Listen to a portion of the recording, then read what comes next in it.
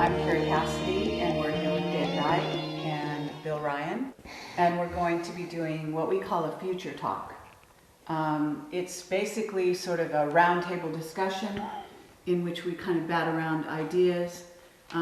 Certainly you're going to be the focal point, and we want to really hear from you on whatever subjects kind of you get sparked by in the course of conversation. No problem. And then we'll just kind of run with it and see how it goes. Something that I would like to say is that I think we get more emails, and have done over the 3 years that we've been going, asking us to interview you and wondering if there's some weird reason why we haven't. Than Never got else. together. But here we are. It's all synchronistic in the end. Absolutely. In the end. And so we're here in Sedona, and you're here, and it was great that we were able to connect with you. Great. So where we want to go with this is we have whistleblowers, and I'm curious, have you got your own sort of secret sources that have been giving you information through the years? No. What happened to me is I had an extraordinary experience, or series of experiences, in the early 1990s. I was a television presenter and a national spokesman for the British Green Party. And suddenly I felt over 1989 that there was a presence in the room whenever I was alone. And it became more and more tangible as 1989 unfolded. It was bizarre, really, because the Green Party in Britain had their biggest electoral year in 1989 at European elections, and I was going through all this while whenever I was in a room alone, like a hotel room or something, there was this presence, you know. And eventually it got so powerful towards the end of '89 that I was sitting on the side of a bed in a hotel called the Kensington Hilton in London, just down from the BBC headquarters. And I said to this apparently empty room, look, if there's something there, would you please contact me, because you'll drive me up the wall. About 2 weeks later, it must have been, I'm with my son, who was a little boy then. He's a singer-songwriter now, in his mid-20s. 6'4". Right. Yeah, this is Gaz and Gareth. And we were playing football, and we were going to go down into the town to get some lunch. I live on a seaside resort in a place called the Isle of Wight in England. And as we got down towards this Greasy Joe Cafe, some railway worker stopped me and started talking about football, because I was on the television talking about sport and stuff. And then after this conversation was finished, I saw that Gareth wasn't there. I knew where it would be. It'd be in the news shop just down next to us. So I walked in, and he was reading the steam train books, because we like steam trains, certainly like me. And I said to him, come on, Gaz, we'll go and get some lunch. And as I turned, my feet wouldn't move. Now, this is a guy who's not been into any of this stuff. He's a television presenter and national spokesman for the Green Party, a journalist, basically. And my feet wouldn't move. And I heard, well, it's really a voice, but a very strong thought form passed through my mind, which didn't seem attached to me. Why would I think it? And it said, go and look at the books on the far side. So I went over, and in among the romantic novels was this book with a woman's face on the front. And I picked it up because it was so different to the rest. Turned it over, saw the word psychic. So I read this book in 24 hours, and I wrote to her. I went to see her. And what I told her was I had arthritis, which I have, and maybe her hands-on healing would help. I told her not the real reason I went, which was, would she pick up what the heck this presence is I've been feeling for nearly a year? Well, actually, for a year by then. And went to the first couple of times, and it saw her 4 times, and she did the hands-on healing, and we had a chat about other dimensions and stuff. All made sense to me, because I'd always rejected religion, and I'd always rejected the scientific view of reality. I just hadn't focused on, what's okay, so what's the alternative? And then the third time I went, I'm lying there on this medical-type bench thing, and I felt like a spider's web on my face, which really took me aback, because I'd read in her book that when other dimensions, or whatever, spirits, or whatever you want to use, are trying to lock into you, you sometimes feel like a spider's web on your face. Well, funnily enough, I never had before, and I never have since, but at that moment, seriously powerful, real, tangible. So I'm going, oh my goodness me, what's going on? And she's kind of doing this by my left knee. And I never said a word to her. And then suddenly, she launches her head back and goes, my God, I've got to close my eyes for this one. This is powerful. And she sees this this figure in her mind, and she says, this figure's, or whatever she called it, is asking me to pass information to you. And take into account, you know, I'm a television presenter, presenting the sport and the news at the time. And suddenly she starts saying that this entity, or this projection of consciousness, was saying that I was going to go out on a world stage eventually and reveal great secrets.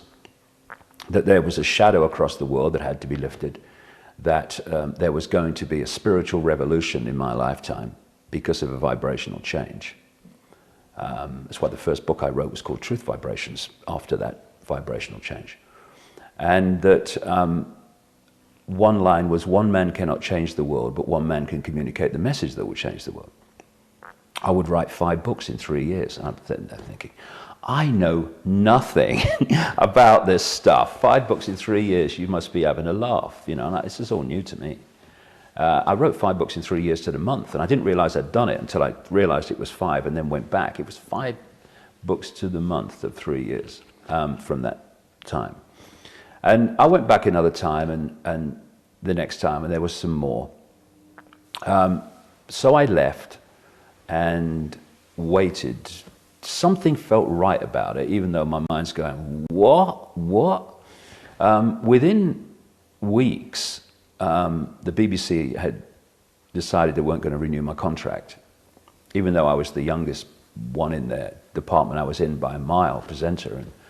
And it would seem that I would have had a working lifetime future there. When I look back at that thought, my emotional chakra, you know, starts vibrating wildly. The thought of being in the media all my life, oh my God, when I look back, nightmare.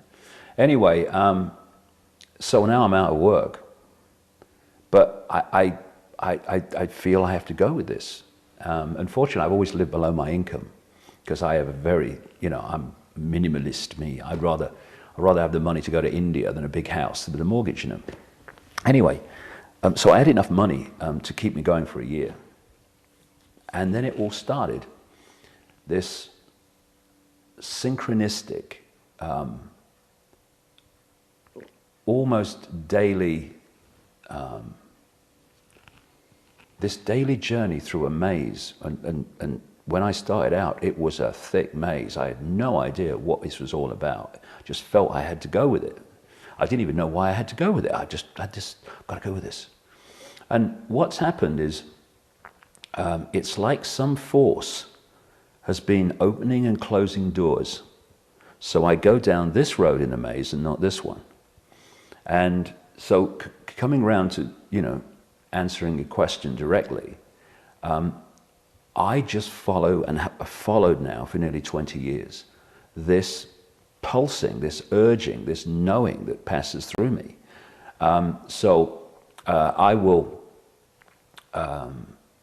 I edit my life on the basis of that. Will you go here? Don't feel to. Will you go here? Yeah, I feel, I'll be there. And what has happened as a result of just doing that is I've walked into people, experiences, information, books, documents, which has taken me, when I look back, on a very specific journey. I've described it before as like, you're trying to put a jigsaw puzzle together, and some force is handing you the pieces. We feel the exact same way. We've had the same experience. Almost in the right order that you can encompass them in the picture most easily. Mm-hmm.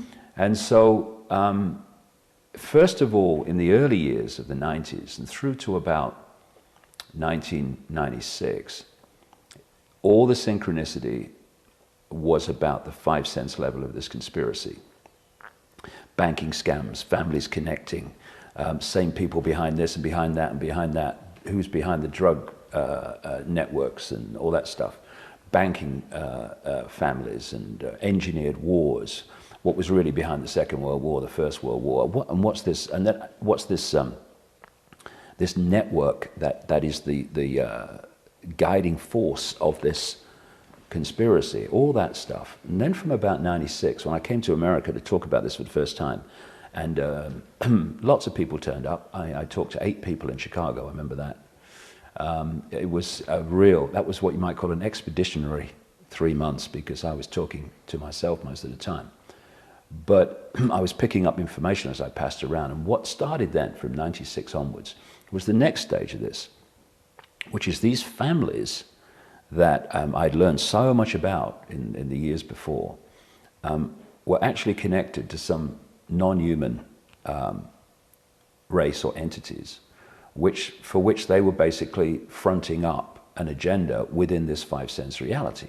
That's when I went into the whole reptilian stuff. And of course, the synchronicity of my life and my journey, personal journey, and my communication of information are fundamentally connected, because part of my massive part of my life is, as I've been learning more and more, you know, my personal journey has been clearing out my own body computer programming, so that you know, I can access higher and higher levels of consciousness. Of course, everyone's got the opportunity to do that, and many people are doing it now.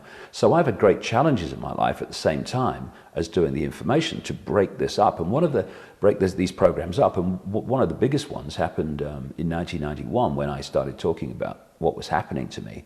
And of course, I was a well-known television presenter in Britain, so there was monumental ridicule of a kind that, you know, few people can actually have experienced. I mean, I would walk down the street and be laughed at by most of the people in the street for like 2-3 years.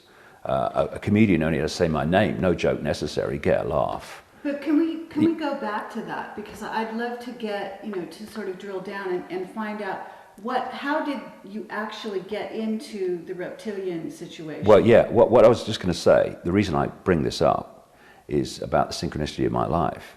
Is because from 96, when I started going to the reptilian stuff, because I'd been through that mass ridicule in the early 1990s,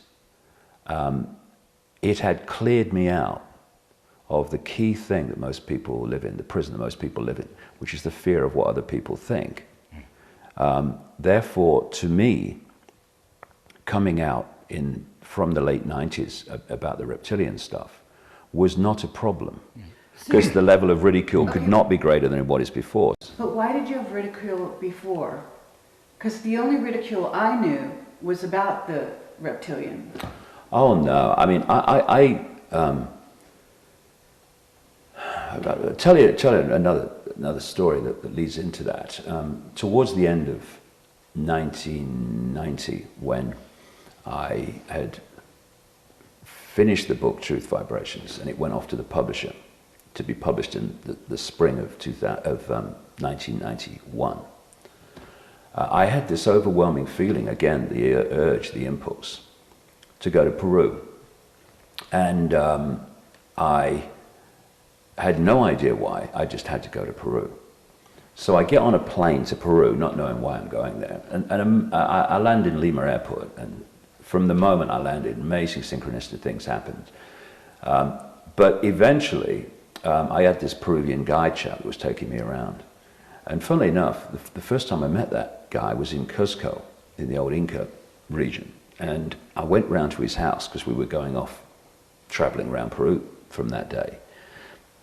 And he's lying on his back and asleep. And I walked in, because the door was open. And he looked up at me and he said, not hello, but do you have any dreams last night? What? I said, well, actually, I did. I said, I had a real big, clear, technicolor dream that one of these 2 front teeth fell out. I can't remember which one. And he said, is your father or grandfather still alive? I said, well, my father is, yeah. I said, why? He said, well, that's usually symbolic of your father or your grandfather dying. I thought, well, this guy's going to be a bunch of laughs for the next 3 weeks. And wow. When I next got a call out of Peru, my father had died back in England. Oh, my God. That's unbelievable. Anyway, I go around with this guy, and where it all leads, which kind of fundamentally leads to the reason behind the ridicule, was he eventually put us in a hotel called the Siustani in Puno. It's kind of southern Peru, not far from Lake Titicaca. And the Siustani Hotel was named after an Inca ruin site about an hour and a half's drive away. So there's pictures of this place all over the hotel, the ruins. And I said to the guide, I want to go there. So we go out, and I think he did a deal, get some money out of me, because I go out in like a little tourist bus with windows on the side, with a tourist bus driver and the guide and me, nobody else. And we go out to this place, and it's in the middle of nowhere. And basically, when you looked around, it was encircled by mountains, in the distance, mind. And I go there. The only people there are a couple of children with llamas for tourist photographs, but they were no tourists. So I walk around for about an hour, and it's very nice. It's on a hill, lagoon on 3 sides. And I go back to the car, and it was nice, but it didn't match the urge I had to go there. So I get in the van thing, and we start to drive away. And I'm looking out the window, daydreaming, and I see this mound to my right, but must be no more than 3 minutes down the road. And as I look at the mound, all I can hear in my head is, come to me, come to me, come to me, come to me, come to me. What? Because I'm really new to this stuff. I mean, what's going on with my life? So I said to the guy, can you stop the van, because the bus thing, I'm going up the mound. So I went up the mound. I couldn't see it from the road, but when I got to the top, there was a circle of standing stones, about waist high. These stones were obviously been there a very, very long time. So I walk into the middle of this circle, and I'm looking across to see Ustani and across to the distant mountains, and it's a piercing hot Peruvian day, no clouds, not a cloud in the sky, very much like this one today. And I walked to the center of this circle, and suddenly my feet go again, like they did in the news shot, but only seriously more powerful. They're like magnets pulling my feet to the ground. And I think, oh crikey, I recognize that, here we go. And then I felt like a drill going in the top of my head and through my body, through my feet into the ground, and then another one coming the other way. And then my arms go out at 45 degrees like that. I never made any decision to do it. And of course, you hold your arms out there for, a minute. It starts to ache, well, my shoulders do anyway. It was the best part of an hour. It must be 45 minutes to an hour, my arms were like that. And when it was over, my shoulders were agony, but when it was going on, nothing. And what then started to happen is this energy coming through me. This is February 1991. Got more and more powerful. My body started to shake with it. And I had two very powerful thought forms just passed through my head, just like in the news shop. The first one said, they'll be talking about this 100 years from now. And I'm thinking, talking about what? And the other one was, it will be over when you feel the rain. I've just described what the weather was like. It will be over when you feel the rain. I mean, you're having a laugh, mate. So what happened then for the next 45 minutes, because time disappeared, there was no time, I worked it out later, was that this energy just kept coming through me. And I kept going in and out of, if you like, awareness, consciousness, like driving a car, and you go, crikey, where did the last 2 miles go? One of these times when I came back to kind of awareness, I noticed that over the distant mountains there was a light grey mist, and I kind of, as I watched it, it got darker and darker very quickly. And I realized it was pouring with rain over the distant mountains. And over the next little while, however long it was, I watched this storm come out of the mountains. And people, whether people talk about a weather front, well, this was a straight line. The cloud was a straight line. I've described it many times as like drawing the curtains across the sky. And this thing's coming towards me. And as it got closer, the sun's gone, it's been covered. And all the clouds are billowing, and I'm seeing faces in the clouds. It didn't make any sense to me, but I saw faces in the clouds. And then it's a wall of rain. I'm watching it coming towards me. And by this time, I'm hanging on, with this thing coming through, this energy coming through me. And eventually it hits me. Torrential rain. And everything stopped. And that's when I staggered forward, and my shoulders were agony and all the rest of it. And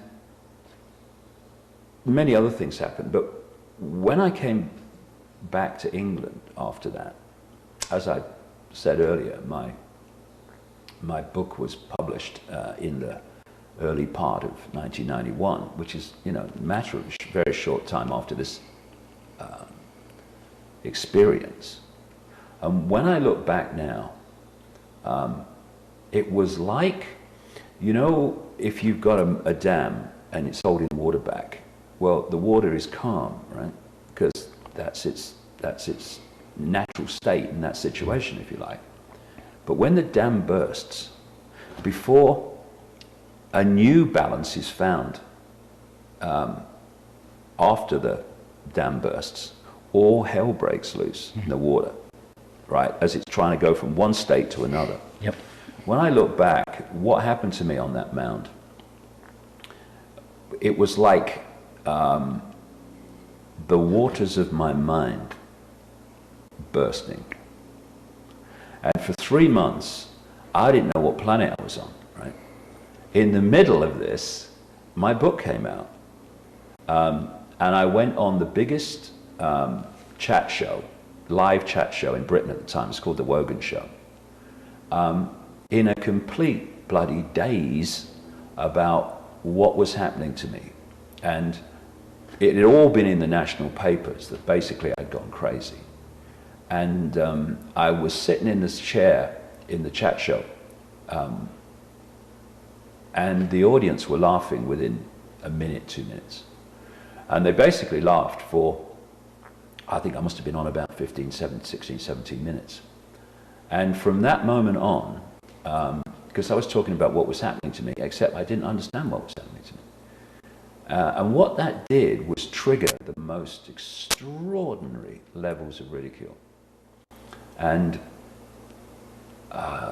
it cleared me out of that fear of what other people think. But I learned so much about human behavior. I remember, because what you're supposed to do when you face that scale of ridicule is run and hide, right? And it's one of the means that's used to control us all. Yeah, so what I did is I went on a university speaking tour, and in front of all these students who had not come to listen, they'd come to laugh, right? My understanding is that what you had is a Kundalini experience. Do you relate to it like that, or do you call it something else? I don't care. But have you investigated, or has anyone talked to you about that? No, I mean, I've talked to people about a Kundalini experience, and maybe it was. See, what I do, I can only talk for myself, is what is. You know, one of the things that was said to me by the psychic, or through the psychic in 1990, when all this started for me, was they're saying you will face enormous opposition, but they will always be there to protect you. Now, I don't know who they are. I've hardly even thought about who they are, because when I leave this genetic spacesuit, I will know who they are. All I do is I go with my intuition. And what happened to me in 1991 with the Great Ridicule was, as life so often does, it gave me my greatest gift, brilliantly disguised as my worst nightmare, because that's what it was at the time, in the experiencing of it. So what actually happened to me is something transformed my sense of perception. And that's good enough for me. I don't really have to know the detail of what happened, but Kundalini experience, it could well have been, yeah. And in the meantime, it's got something to do with tempering the steel. Say again? Tempering the steel. Tempering the steel, yeah. Because as I keep coming back to, my personal journey and what I'm doing in terms of communicating information are absolutely at one. I was going to say, what happened to me when I went out on that university speaking tour. I was at a university in Nottingham, and there were 1,000 people there. I would say 950 had come to laugh. And I walked out on the stage, and it was literally the best part of 15 minutes before I could speak, because it was just abuse, ridicule, laughter, plastic beer glasses thrown at the stage.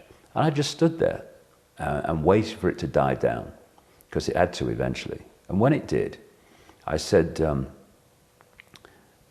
you think I'm mentally ill, don't you? And you know what it's like, whoa, yeah. And I said, so what does that say about you? Because you've actually paid to come here to ridicule someone you believe is mentally ill. I tell you what, you could hear a pin drop, and you could hear a pin drop for the rest of the night. And it's to do what I've done in terms of talking about some really bizarre things. And, you know, my name still only has to be mentioned in a national newspaper in Britain, and it's like complete ridicule, whatever I'm saying. It's turned around a bit. A little bit, but not very much. I mean, I stood for election in a parliamentary by-election was it July last year, July 2008, not to get elected. I knew I wouldn't get any votes, didn't want any votes. I mean, I must be the first parliamentary candidate ever to put out a leaflet to everyone in the constituency saying, I don't want your votes, just your brief attention.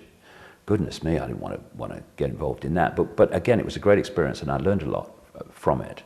But the media coverage was, I did a media presentation for the national press, which was about, I don't know, 50 minutes, PowerPoint pictures and stuff, in which I talked about the 5 sense level of it, because anything else, I mean, that blew their bloody minds. Anything else, reptilians, I think, crikey. And what they did is they just went away and just abused me and abused it and ridiculed me. And ironically, the one that did the most abuse, one of the things I said was coming, actually about 6 weeks later, was actually the front page story in his own newspaper. I mean, it's bizarre. These people have total cognitive dissonance, so that they can't put these two things together. So it's still there, but it doesn't matter, you know. And you know, we're in a situation where, thanks to the internet, we can bypass these sad people that work with their concrete minds in the mainstream media. And you don't have to reach everybody, just enough people. It's a 100th monkey thing. Yeah, I tell you what I feel more and more, you know. I mean, look, I can feel it. When I speak, anyone speaks, it's a vibrational communication.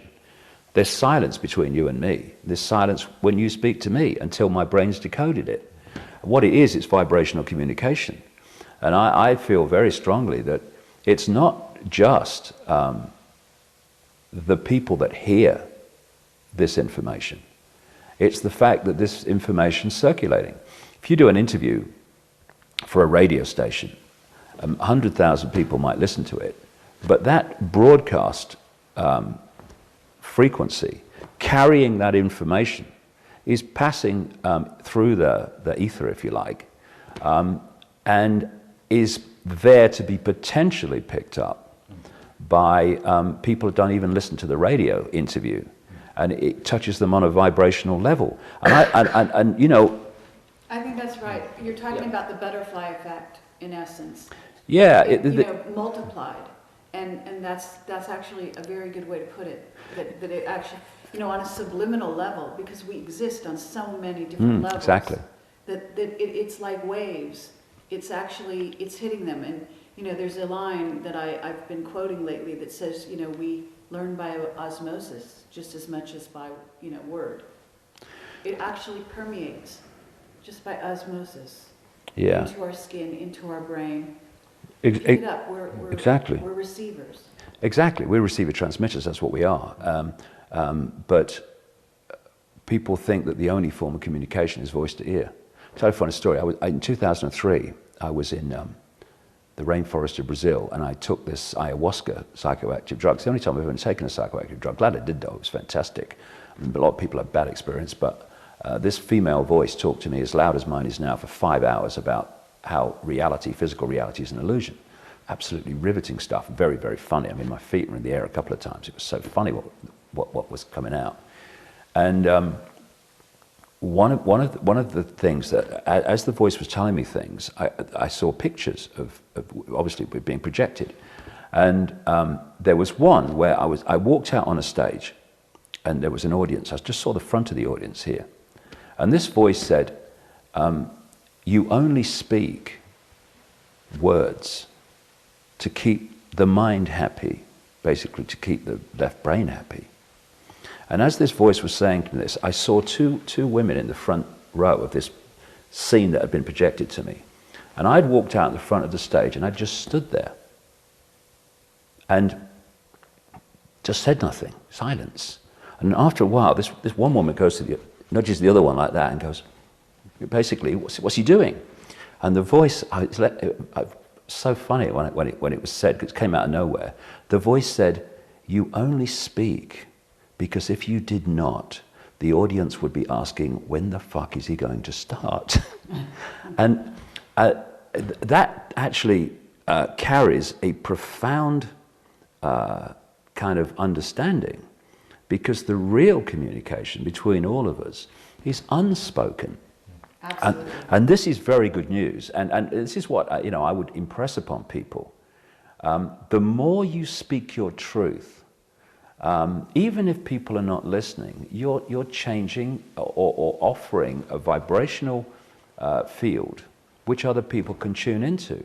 When I look at the speed at which people are awakening, it's not just because of information on the internet. It's not just because of information in my books or someone else's books.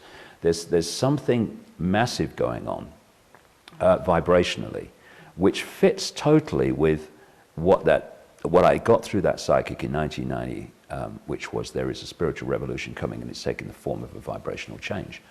I can see it. In 1990, no evidence. Now, I mean, please, you can see it. I had people come up to me in LA when I spoke there recently, saying I was absolutely a part of the system until 3 months ago. Right. I read one of your books, and suddenly I'm just totally different. Now, it's not just because they read one of my books. If you start tuning into this vibrational change, then bang, things can happen real quick. And I personally find it such a good thing that from my experience, I went through all that nightmare experience in the early 1990s when I started to awake, not knowing what the hell was happening. Because now you can explain to people that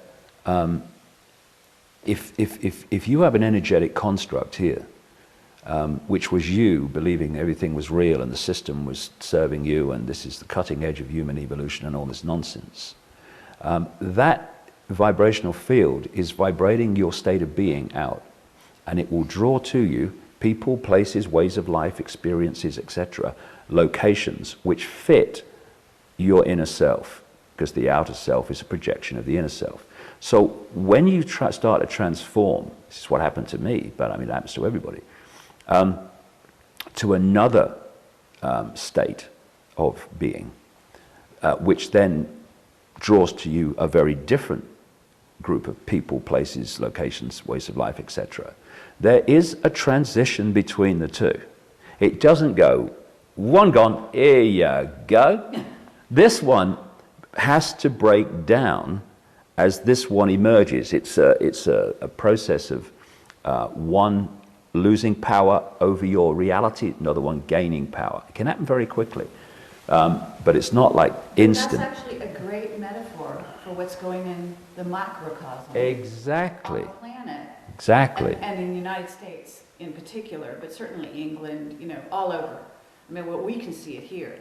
I mean, what's happening here with the economic, downturn, and with people losing their houses, their shells, if you will, change their lives. I couldn't agree more. And the more you resist, I think, the more destruction is going to happen. The less you resist, the quicker, the destructive phase is over and you can actually start climbing back up. Exactly. In your case, you were quite extraordinary in the sense that you had this radical change in your life. Almost, you went from, black to white. There was almost no downtime for you, it sounds like, although you said for 3 months. 3 months was the big downtime. But that's extraordinarily quick, especially in the 90s. Today, I think this is happening to people, and they are going through a quicker transition. And in some ways, there's also reason for that, because you and people like you have made it easier for those that are following now to go through the changes. I hope so. Breaking through a veil. I hope so. I mean, I get such satisfaction when people say that they were helped in understanding what was going on. And you're absolutely right. I mean, I talk about this a lot now, because between that, the old self, and all that it projects in what we call the physical experience, and the new self, which projects something else, there is apparent chaos. Relationships break down, you lose your job, you can lose your house, and all this stuff. And If you live that as a physical, I am a human body experience, then it's very, very challenging. If you see, look, this is where I want to go, and you realize that this is the transition to get there, then you can encompass the unpleasant experiences as just that, an experience, which you're going through to get to somewhere. And quite right, the collective, there's so many levels of this, you know. It's like when people say to me sometimes, you know, tell me what's going on. I say, well, first of all, I'm not the guru, but if you want to know what I think is going on, my question is, what level of what's going on do you want to talk about? Because there's so many ways to observe the same thing. So on one level, these Illuminati bloodlines have crashed the global economic system because they want to have that as a problem to which they can offer a solution, which is a fiercely Orwellian, fascist, centralized economic system. But on another level, I would suggest, well beyond their level of comprehension, because they're stuck in their own box, otherwise they wouldn't be doing what they're doing.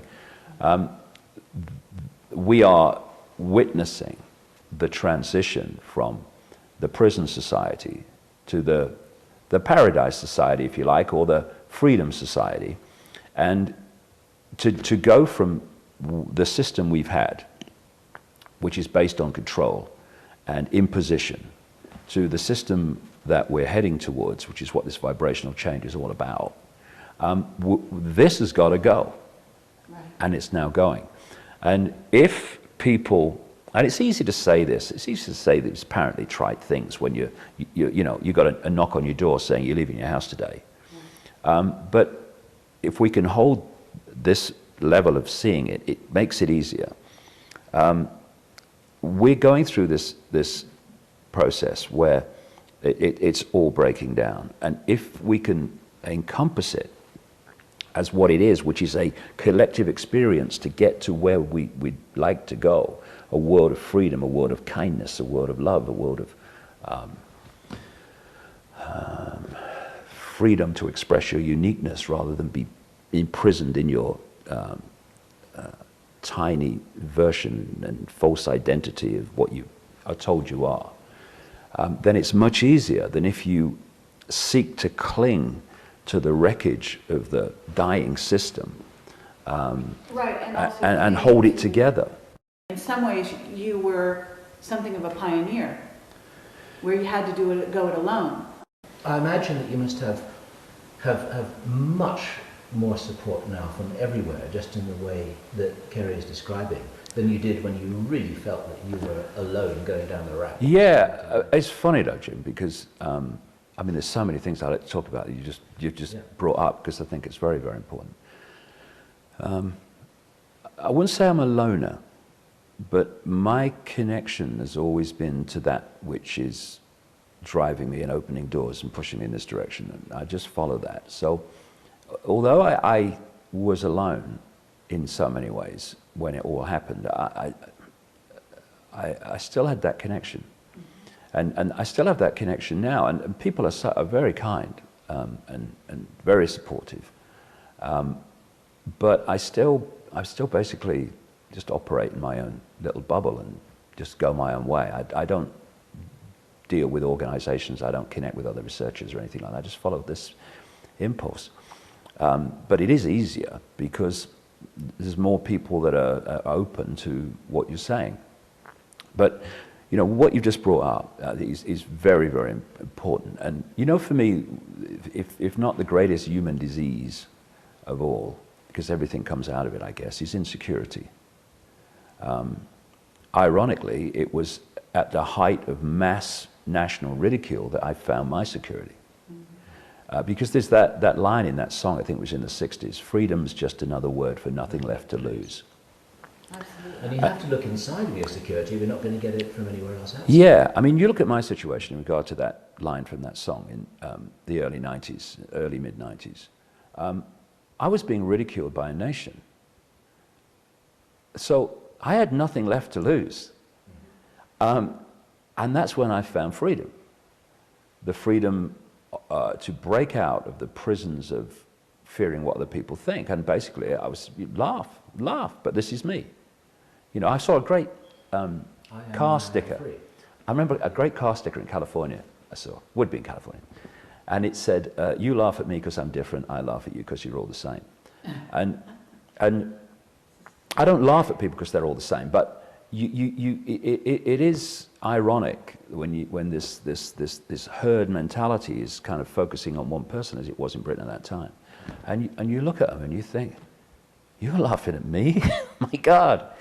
And so this economic thing that's going, and I've been describing it recently and as like a controlled demolition of a building. You see the charges go off, and then there's a bizarre split second before the building goes, and then it collapses. Well, in the economic terms of this crash, we are in that bizarre split second now. I've been describing the economic situation we're in recently as like a controlled demolition, where you see the charges go off and you know there's a problem, but then there's a bizarre split second before the building actually crashes. And I would say that we are in and getting very, very closer to the edge of, by the day, that bizarre split second. We've seen nothing yet. I mean, this is a crash that no one alive today will have seen. It can be compared with the 1930s, but because of the way the world is, and there's more people, and the nature of home ownership and all the rest of it, I think it's going to be bigger.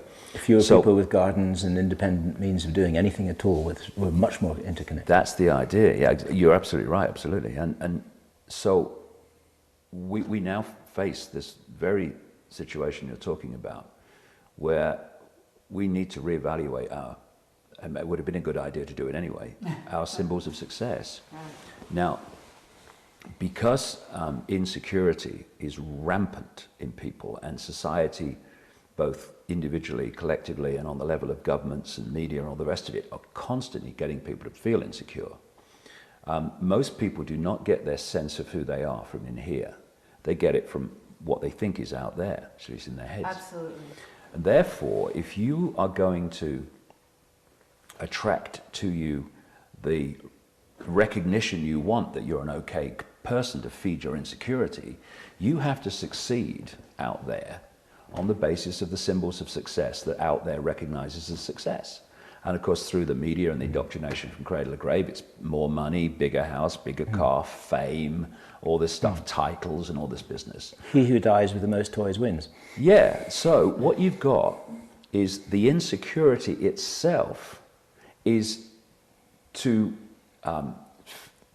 kind of feed some acknowledgement that to lessen its insecurity, it's chasing these symbols of success that society has decided is successful. And we forget other symbols of success. Am I happy? Am I fulfilled? Do I live in a society, a kind, loving society that I'd like to live in? And all this goes by the board, because the other thing about needing to succeed on this manufactured basis to feed this is that you then have to compete with all the other people that are trying to succeed in the same way to feed their insecurity. Right. And that creates this dog-eat-dog, top of the greasy pole society, where everyone's walking over everyone else. Well, not everyone, but vast numbers of people are walking over everyone else, so that they're the ones on the top of the pile that get their insecurity fed most profoundly with the symbols of success. And this insecurity is why you find some of the most insecure people you'll ever meet in places like Hollywood and in the entertainment industry, because their insecurity is such, and they're not all like this, some very secure people who just play music and like to act, but there's a lot of insecure people because they need that extra adulation to feed their insecurity. And so if we can move our point of observation from I am this body that I see in the mirror in the morning, I am David Icke, I am Charlie Smith, Ethel Jones, whatever, to I am consciousness having an experience, then your values of what is successful change, because your point of observation of everything changes. And it's the mind working through the body that deals in status and symbols of success that are how high is your pile of trinkets, whereas consciousness doesn't deal in trinkets. It knows they're illusory. And of course, when you deal in trinkets like that, it's the trinkets controlling you. You're not controlling the trinkets. Of course. And so for me, the whole foundation, both of coming through this crash to something much better as a result of it, and the whole transformation in general, is moving out of mind and into what I call consciousness, which is that beyond this virtual reality game, beyond this biological computer we call the body. And you can start to see the difference, because mind deals in structure, it deals in hierarchy, and it deals in apartness, sees everything as a part. And polarization. Yeah, and if that's what you are, if that's the way you're seeing life, in terms of hierarchical structures and apartness and competition and all this stuff, you're in mind. Ironically, the religions are in mind, and they're all mind constructs, they're religions. That's why they have rules and regulations. That's another massive red light. Hey, mind, and that's rules and regulations and laws. And limitation. Limitation, sense of limitation. So if we can change our point of observation, so we cease to see ourselves vitally and the world we think we're living in those terms, and look at it from a point of view of consciousness. I said earlier that this force that's been kind of pushing me through my last 20 years took me through synchronistic experiences to understand a 5-sense level of the conspiracy, then moved into the interdimensional connection and the reptilian connection to these families. And since 2003, it's taken me into what I know is by far the most important, and that is understanding the nature of reality. Because, you know, how can you get a grasp of your own life and take any kind of control of your own experience if you don't know who you are, where you are, or the nature of the world you're living in? And this information for me is by far the most important, because it moves the point of experience from in this world to observing this world, or a mixture of the two. And that, if you're in this world and you're of this world, then what's coming is going to be a bloody nightmare. If you become the observer as well as the experiencer, by becoming more conscious, then it's much easier, because that's not you, that's your experience, which you're observing. And absolutely. This is something that George Green says he was in contact with the Plejarians, and that they helped, you know, write a book through him that says that exact thing, that you need to stay in the observer mode. Exactly. And observe what's going on and not get caught up in the experience in such a way that actually, as you say, you become of this world instead of in it but not of it. Yeah, and what I've found as I'm talking more and more about the reality we live in is it does, if you like, take the edge off the fear of what's happening, because it is funny, really. I think that when we find out everything that's going on and the nature of what we're experiencing and what's behind it, I think we're going to laugh for weeks. I do. I think we're going to laugh for weeks. And we thought it was that? Oh my God. And the whole thrust of the maze and opening and closing doors since 2003 for me, and it's getting more and more deep and deeper and deeper, is what is reality, who are we, what we're doing here, and how do we interact with it? And it's very clear to me that this is a virtual reality universe of enormous advancement compared with what we perceive to be virtual reality simulations in this world. And, you know, this is not just supposition, this is provable scientific fact. I mean, it's so good that we think it's real. Yeah. Sure. You know, the 5 senses just decode vibrational information into electrical signals, send it to the brain, and the brain decodes it into this construct that we think is outside there, but is actually inside us. The only place this world exists, a so-called solid world, a 3-dimensional world, is out there. We think. but actually it doesn't exist out there. Out there is just vibrational fields. It exists in here as we construct it. And even the brain is a decoded construct as well. It's on an energetic level that we do the decoding, really. And this is very, very important, because what the manipulators do, because they've hoarded this basic knowledge and passed it over at the highest level of the secret society network and sucked it out of public circulation, they know that if we look out there for answers, believing that there isn't out there, instead of an illusory projection that's going on in here, then we're never going to change anything. Never going to change anything. And once you go, there's no out there, so where's it coming from? Oh, it's coming from in here, so this is where I have to change. Oh, there you go. It's what I call, and this is what most people do because of the suppression of this understanding, is they stand in the movie theater and they shout at the screen because they don't like the movie. And people say, you're crazy, you're never going to change the movie, shouting at the screen. Go back to the projection room, change the reel if you don't like the movie. And the projection is deep within us, you know. Some research I saw recently says that about only 5% of behavior and decisions that we make are with the conscious mind. I would say that's not correct, personally. I'd say 100% of what happens in this three-dimensional reality, it's only in our head, actually is a projection. And the conscious mind is actually not the decision maker at all. It's the observer and experiencer of it. It's like, it literally is the same principle as a movie projector, which comes from within what we call the subconscious, where all those patterns are there which we're being influenced by and are affecting our projection and our reading of it. And it comes out of the subconscious. And by the time it hits the screen in here, symbolically on the movie theater, it's a done deal.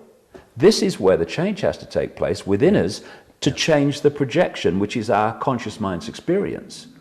And people are so caught in the conscious mind as that's the only level. I mean, they hear talk about subconscious and all that stuff, but really I thought it. Well, how come that experiments have shown that the electrical changes and muscular changes to make an action happen happen a split second before the conscious mind has decided to do it?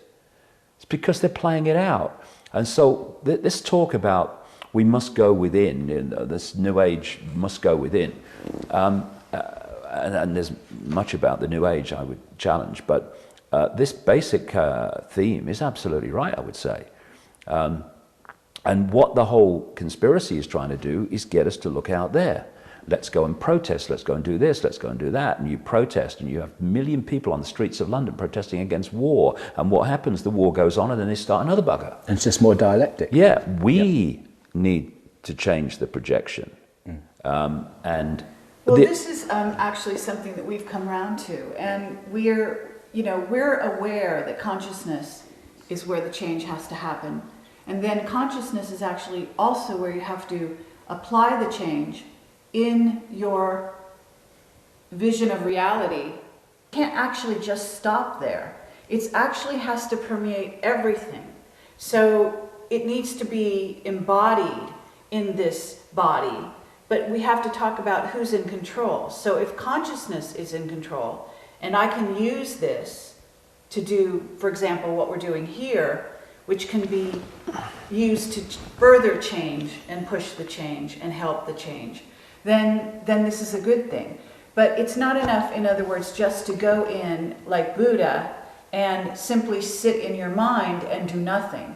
Because doing nothing is also not the answer. We actually came here with a purpose. A game is being played out here. And if you stay in both consciousness and you're able to change your inner self and then mirror it outside and facilitate, which is what you're doing, obviously. And obviously you embody this in your life. And what we've been doing with Camelot is we're also talking about, you can't actually demonstrate in the streets and get real results, because it's really, action reaction. Exactly. It's really that. I agree. But but you can join minds and meditate. There are places for action that are actually really proactive and can change the world in a positive way. So it's a very interesting, dilemma for people, that they have to actually embody the change that they see and live it. You cannot be a contradiction to what's inside. It doesn't work. There has to be a through line. Well, I would put it this way. I would say that, as I mentioned a few minutes ago, that this reality, this holographic, illusory physical construct, which we put together in our heads, and it's like a holographic internet, I call it, that is 100% a projection. And by the time it hits this screen, it's a done deal, in our experience. But a lot of people I come across and heard, they do think that if you just sit and meditate or just go within, then that's all you need to do. But this is a projection, and it's a projection from somewhere. So this projection is an open book of the inner us, individually and collectively. So what we play out in this experience says everything about our state of being. And you can say go within, and you can use it as an excuse to not go without. And you could go within, always I go within and I meditate. Okay, so what's happening in the projection as a result of what you're doing? The only projection that you're affecting is you sitting cross-legged in the corner. What else is changing? Yes, of course, you can change things vibrationally to an extent, but, what is happening in the world is saying what's happening in us, and we kind of miss that connection. So if we're doing nothing to make a contribution to the kind of world we like to live in, then in the physical world, then that says something about the state of us within, that we're not doing that. I see so many excuses being made by people who have become, to a certain extent, aware of some of what's going on, so that they can justify to themselves why they're doing nothing. People say to me, you don't tell us what to do. And I think, well, actually, I talk about becoming conscious and all that stuff. I think, that's a start. But it ain't for me to tell you what to do. Exactly. And if you think that I have to tell you what to do, then you're not listening. Because this is about taking power back to the point where we project, rather than looking out here at a done deal. Absolutely. But there's an active paradox here, isn't there? Because that's not the whole story. Otherwise, you'd be sitting in the corner smiling and not talking to us here, and not working as hard as you do, and not talking to people to help the process of waking them up, so that they can then join you in this understanding, which we share with you also. It's important, in a sense, to pretend that all this is real, because this is the platform from which we can waken ourselves up and rejoin consciousness again. And so it's a paradox. It goes on at both levels. What you say is true, and this all is an illusion, and it all doesn't matter, but it's all important enough for us to be talking about it. What I was saying is your presentation, where you're talking about consciousness and the mind, and the problems with staying just in mind, because there's a lot of brilliant people out there coming to brilliant conclusions, and yet they can't live it. See, the manifestation doesn't go anywhere. Yeah, it becomes an intellectual, academic kind of point of observation, rather than consciousness, which is something that just is. The difference that I am now increasingly making is between mind and consciousness. And I would go further and say that we talk about my mind, your mind, his mind, her mind. I don't see it like that. I talk about the mind. There is the mind is a construct of the virtual reality universe which allows us consciousness to interconnect with this virtual reality. It's like a conduit, and there's absolutely nothing wrong with it whatsoever if it serves the experience of consciousness and serves our ability to interact with this virtual reality universe. What has happened, and I would strongly suggest it's been manipulated to happen, not least by these families and other levels of the manipulation, is we have been manipulated into a false identity, which is identifying who we are with mind, which operates directly through the body, and calls itself David Icke, Ethel Jones, Charlie Smith, looks in the mirror and thinks that's who it is. And basically, you know, this is a biological computer. It's not a computer that just reacts to the way it's programmed to react to data input. It has the ability to, they call them living computers, biological computers. They're trying to build them now, so different parts of the world. It has the ability to assess information and make decisions on it. In other words, to quite a large extent, it has the ability to think. And what happens is, if we get caught in mind and self-identity of that reflection in the mirror is me, then, and not just my experience, then mind starts to govern our sense of reality. And mind is about division, apartness, hierarchy, rules, regulations, laws, limitation. And, you know, you can have someone in the New Age arena who talks about spirituality, talks about other dimensions, and which are other virtual reality games, I would suggest, other levels, but blatantly is stuck in mind and the values of mind. I mean, I hear New Age people talk about the Great White Brotherhood and the hierarchy of the angels and the stuff. That's mind talking. Of course it is. Consciousness doesn't do hierarchy. Exactly. It just is all possibility. All that is. Yep. And so the same mind construct, the mind, can entrap a New Ager as it entraps in another part of the mind a Wall Street banker. It's just another religion. It's another religion. That's the thing, you know. I was talking on an interview yesterday, and we got into some interesting areas.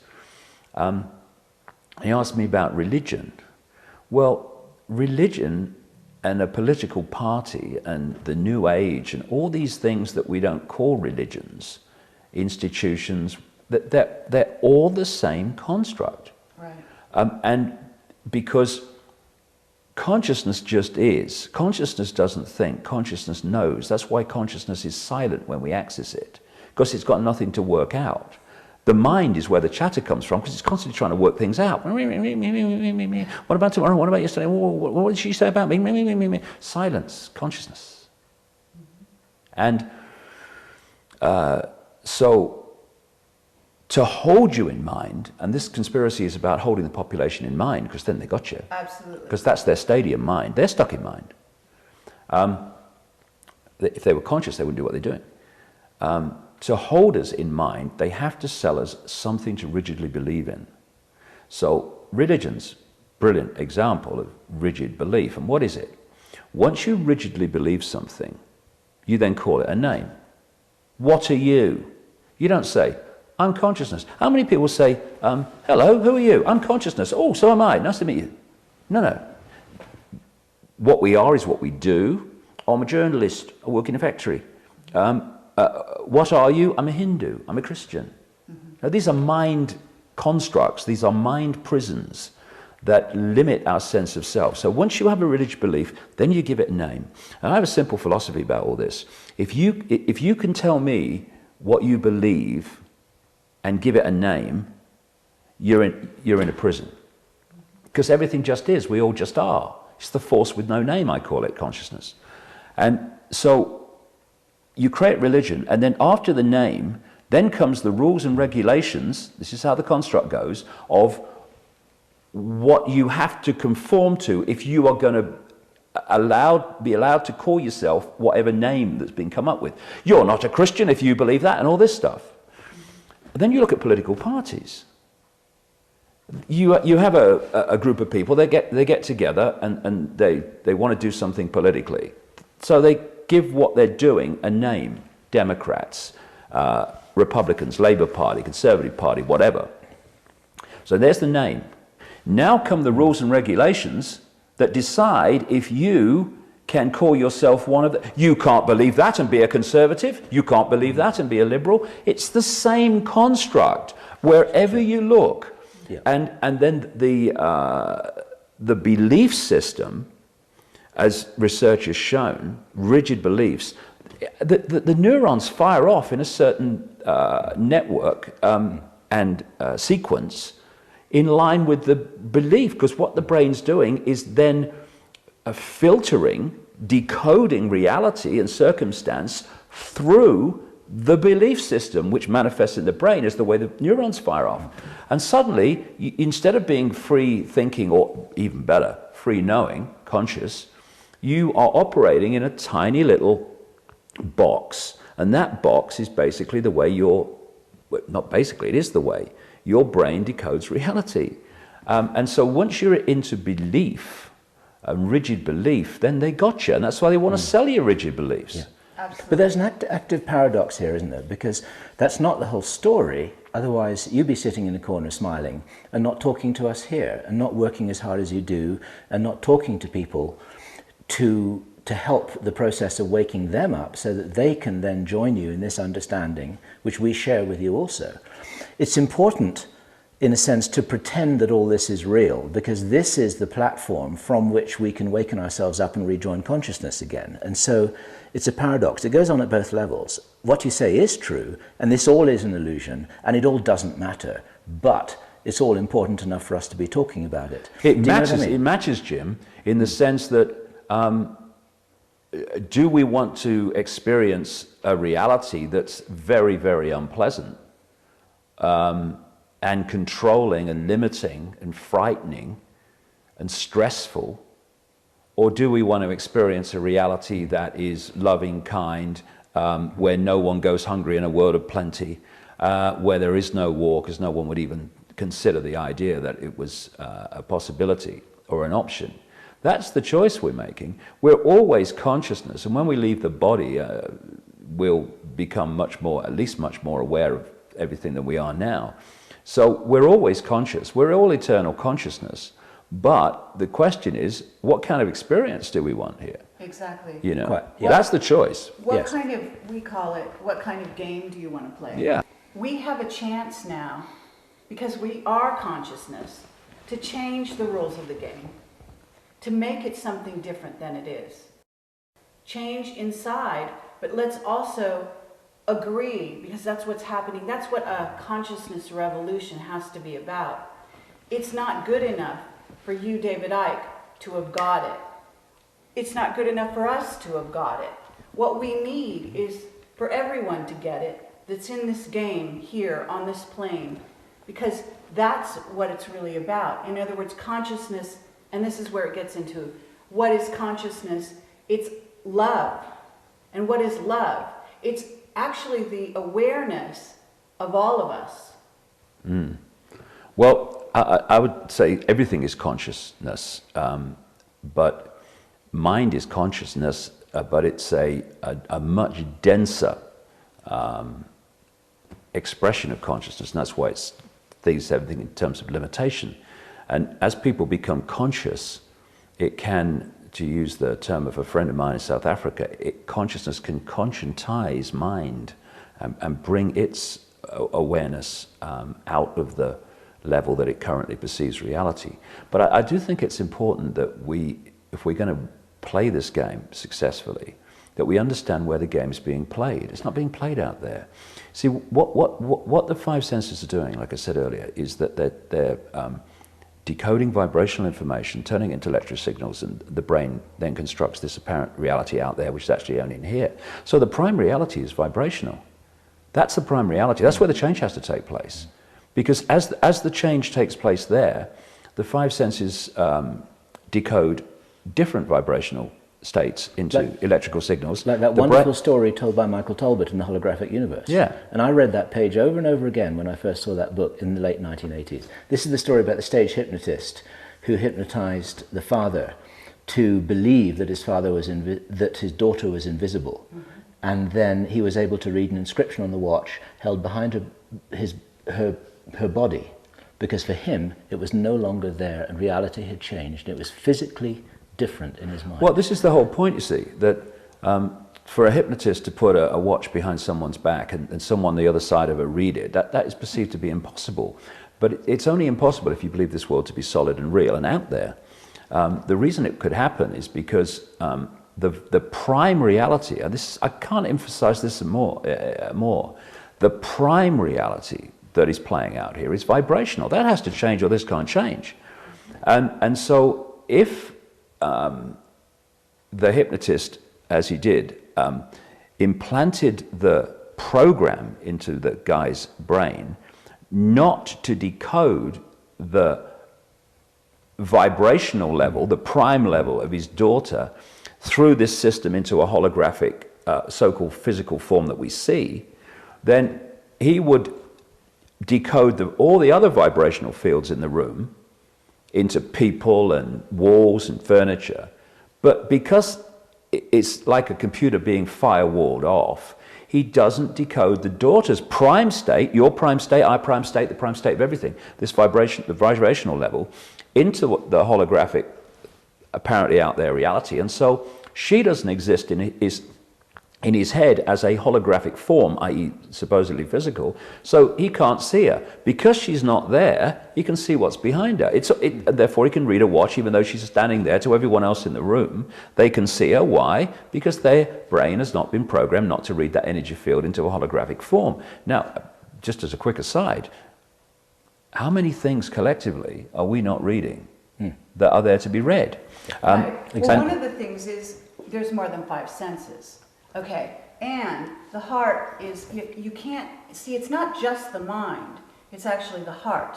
It's really the heart and the intelligence of the heart that he could see through if he would only use that. So it's more than, we have, in other words, these are tools for us. Our mind is a tool, our heart is a tool, but you can't stay up here. You've actually got to go through the heart to really see. See, we don't see with our eyes. That's a construct. That's a mental see with our brain, construct. Yeah. We actually see with our heart more than anything else, and through the heart. And so what happens is it's a union between the mind and the heart. Yeah, I agree. That allows you to see. And what you could put yourself in that man's position and say, how could the man see through the implant that was put into his brain? First of all, what did he do? He had to accept the magician's or implant to begin with. So in the same way, we in society are accepting the implant, whether it's television or whatever, which is blocking our real view of reality. We're accepting it. Yeah, I mean, the thing is, though, that what the hypnotist was doing was just programming the decoding mechanism. Yes. And therefore, he didn't decode a vibrational field, i.e. his daughter, into a holographic form. Therefore, he didn't see her. And I completely agree that the heart has the potential to be a massive part of our reality, decoding our reality expression. But we also have to appreciate that this conspiracy, while we see the George Bushes of the world and the Barack Obamas and people like that and the Kissingers, the real level of this conspiracy where the world is being controlled is on a vibrational level. That's why I talk about these reptilians that are doing this and others too, operating outside this reality. They operate in the level of the vibrational level. That's where the manipulation's going. And we need to be kind to ourselves as well in understanding the challenges that we've faced, and not least trying to understand a world that is being manipulated into a state, or has been manipulated into a state, which is to stop us understanding the world. And so, we look at television and the manipulation of television and newspapers and stuff. But that when we see a newspaper or we see a television program, we're just seeing the decoded version of a vibrational field. Those newspapers and those television programs and news programs and all the rest of it, they are actually, quote, physical holographic representations of the prime reality, which is a vibrational field. It's at that level that manipulation we call subliminal, that manipulation we call lying to the people and all the rest of it actually happens.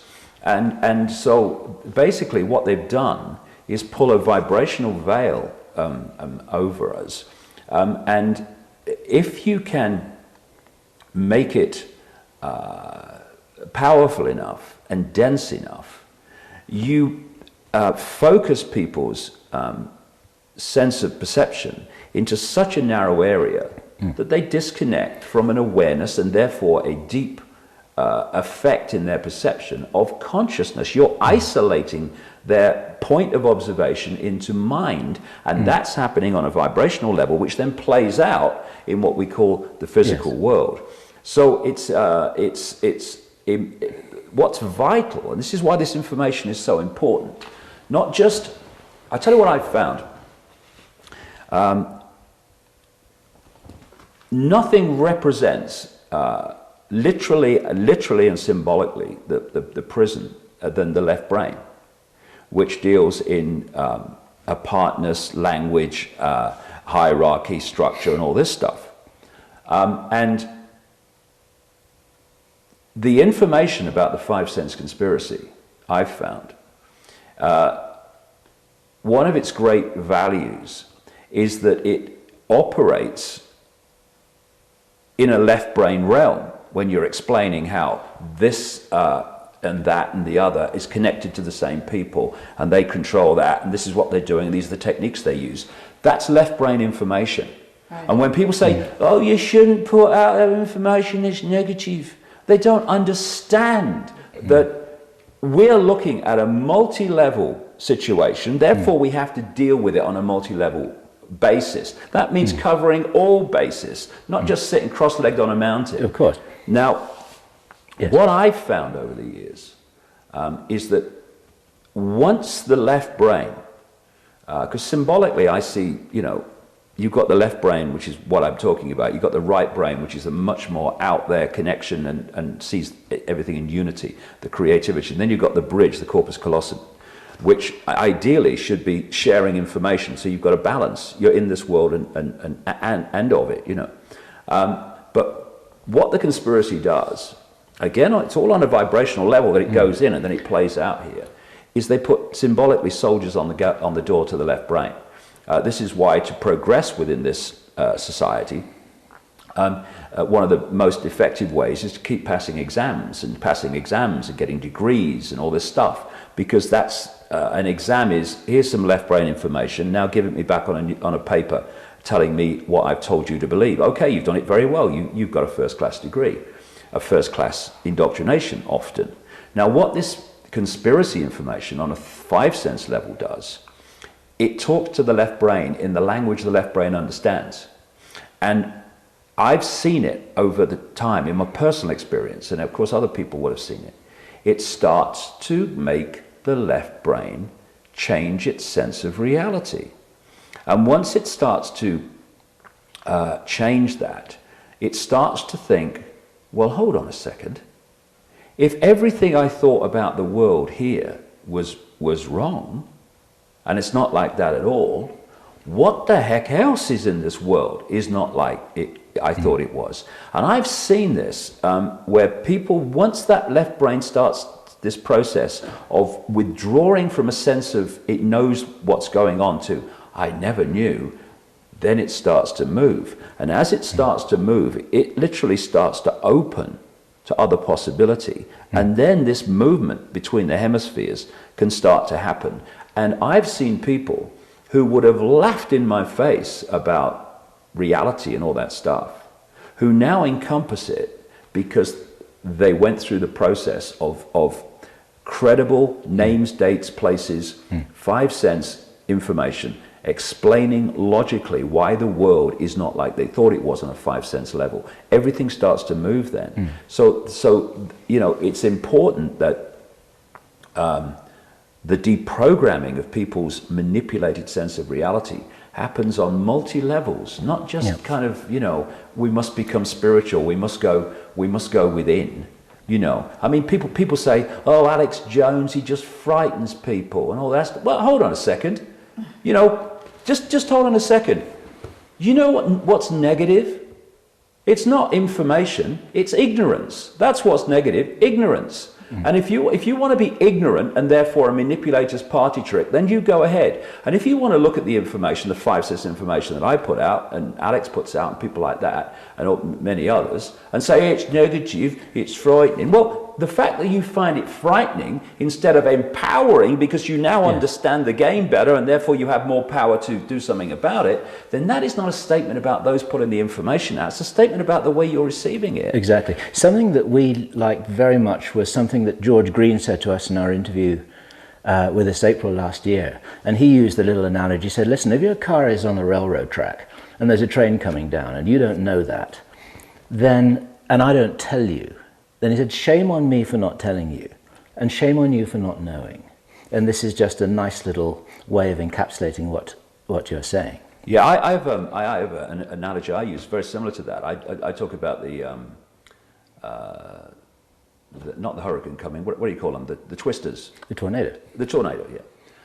And the tornado's coming, but you have put your head in a bucket of sand because you don't want to face the fact that the tornado's coming. Now, you can hide from that for a while, but you're still there, and the tornado's still coming. And your bum is still in the air, and it's going to get smacked very shortly by a tornado. If you lift your head from the sand, face the situation that you're in, there's a tornado coming, now you have taken power back to yourself by saying, okay, I see the situation now, I can take avoiding action for my benefit. Of course. And this is why it's so important. And I hear people you might call New Age who talk about letting go of fear and taking your power back and come to this workshop and we'll show you how to do it. And then they say, oh, you mustn't talk about this conspiracy, it's too negative. And what happened to letting go of fear and all this stuff, you know? And what these are the guys who hope that the angel Gabriel is going to come and save us. You know? Yeah, well, that doesn't work either. Every level, it seems to me every belief system, every mind construct seems to have a version of the cavalry coming over the horizon. You know, okay, here's the cavalry, okay. Here's the cavalry, here's the cavalry, there's the cavalry. And we need to understand that, you know, because if we give our power away to other people, where do those other people actually, where do they actually stand physically as we give our power away to them? Out there, symbolically. So what we're doing is giving our power away into the illusion and then wondering why nothing ever changes. The whole conspiracy, or the foundation of the conspiracy, is to persuade 6 billion people to give their power away every day. And the power used to control us is the power these people are saying, thank you very much, thank you very much, thank you very much. Take it back, House of Cards comes down, because that's what it is. It's a House of Cards, and we're holding it together in here. We're constructing the House of Cards in here. Great news, we can bring it down in here. Right, but I have to say that we're not only going to do that with the mind. That's what's really important here. No, the mind plays it out. We're going to do it by becoming conscious. That's the point. Absolutely, but also left brain, right brain. I want to address that a little bit because it's not enough to reconstruct reality based on saying getting to a place where you don't know, and then you're willing to open to a new construction of reality, such that you're going to play the game different, but you're still lodged in the left brain. You must bring in the holistic view, the view that encompasses the heart, that encompasses the female, which is the yin-yang side of things, because what we have here has been playing out for centuries is a really yang view of reality, especially on the western side of the world. And so what I have to say is, it's more than just reconstructing the left brain in a new way to play the game better, because that's actually cheating yourself on another level. So what you need is you need to grow and open the door between the left and the right brain such that there is a flow. And that means that you're talking about the heart, you're talking about senses that are beyond the five. And so you have to, what you had to do in your own exploration was you never would have gotten the information you wanted to get by staying in the left brain. It actually, as you said, you had physical sensations, they locked your feet, they gave you information that came out of nowhere. You couldn't make logical sense of it. It was, logic goes out the window. So left brain's gone. You know, it's, even words are useless when you get into that place. So it's you must actually, it's like traveling in a sense. You must actually travel to a different place. What you do is you follow your intuition. Right. You're over on your, I guess they call it the right side of the brain. That's where you are. That's where intuition resides. So you've opened that door. There is a flow, and that's really what has to happen. Well, yeah. I mean, I take my intuition, which has guided me and has led me to information, and also it's like a filter. I have a vibrational sensation when something is not true and something is true, and another one when it's maybe partly true. That's holistic. Yeah, but I still, the left brain's still important on bringing those concepts down into a language of communication that people can assimilate that are stuck in the left brain. Because if you don't talk in logical, from their perspective, logical terms that the left brain can understand, which is under lock and key, then that key will never open. And that's also why what you've just said, that you will except on rare occasions when I'm talking in a very small time scale or doing an interview on a specific subject, I will never talk about the five sense conspiracy without the nature of reality and the influence of the influence of consciousness and all the rest of it. Another point you make is about the heart. I agree. The heart is absolutely at the heart of this and is much more powerful than the brain and much more powerful than the mind, because it is connected, I would say, that what connects us through to consciousness. And this conspiracy also, because, you know, it's a simple thing. In the deep shadows, behind the people in dark suits, are a force, whatever you want to call it, that understands how this works. Right. So they've structured a society that is to close down all the channels to consciousness, to isolate us in mind, because then we're playing in their stadium. And one of the key things is to close the heart, to close the heart. And if you want to open the heart and you want to become conscious, it's what I say in my talks, then what we need to do is to ask the question, what would consciousness do at this point? Would consciousness, when we're faced with these set of circumstances, say, well, what's the best outcome for me? No, consciousness will say, what is right, just, fair thing in this situation for me to do? And if we, when we're faced with choices all through the day, ask that question, in this circumstance, what would consciousness do? And act upon it, crucially, then everything changes. And our life changes. Why? Because we are now starting to resonate with consciousness because we're operating in its realm, which is by doing what we say consciousness would do in these circumstances, we are vibrationally locking in to that level and therefore becoming more and more influenced by consciousness. When we say, well, yeah, well, I see that, but I mean, it's not good for me if I do what's right in this situation. I must do what's right for me. That's mind, so that's locking you into mind. You know, this thing about becoming conscious, I see it so often all over the world. I mean, I was in India just before Christmas, and, you know, good luck to them, but they make it sound so complicated. And you know, a lot of the complication, I see this with New Age people that stand on stages and do workshops, not all of them, of course, but I see it with gurus in India and stuff like that. Not all of them, again, but vast numbers of them. The complexity says two things. One, they don't really understand it, because if you really understand something, you can put it in simple language. I'd agree with This that. is why you get academia repeating jargon, and you say, look, I'm an idiot, mate, okay? I never passed an exam in my life. I left school at 15 to be a professional soccer player. You're going to have to put it in language I can understand. They can't, because they don't really understand it. They're just repeating jargon. And the other side of the complexity of becoming conscious is if you can make it sound complex, then you've taken power over your potential audience. Absolutely. That's a big thing. It's still a power game. You have to come through me, and the more I make it sound complex, the more power I have, and therefore the more you must come to me, and the longer you must stay with me. And oh, by the way, put the check in the box as you leave.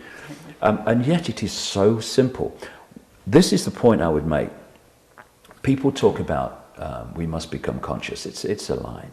We are conscious. That is our natural state. What's happened is barriers that we have been manipulated, and we must take responsibility for it too, big time, have put in place, have symbolically created a concrete shell around our natural state.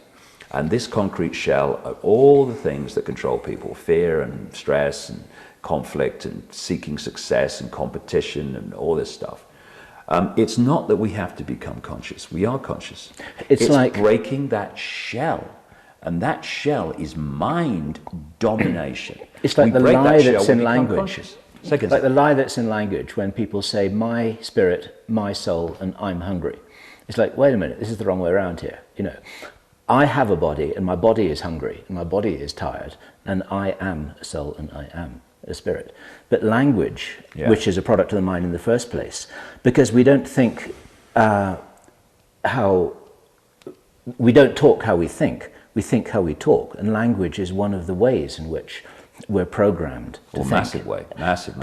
As George Orwell pointed out in 1984. Programming the computer. Yeah. But what are words?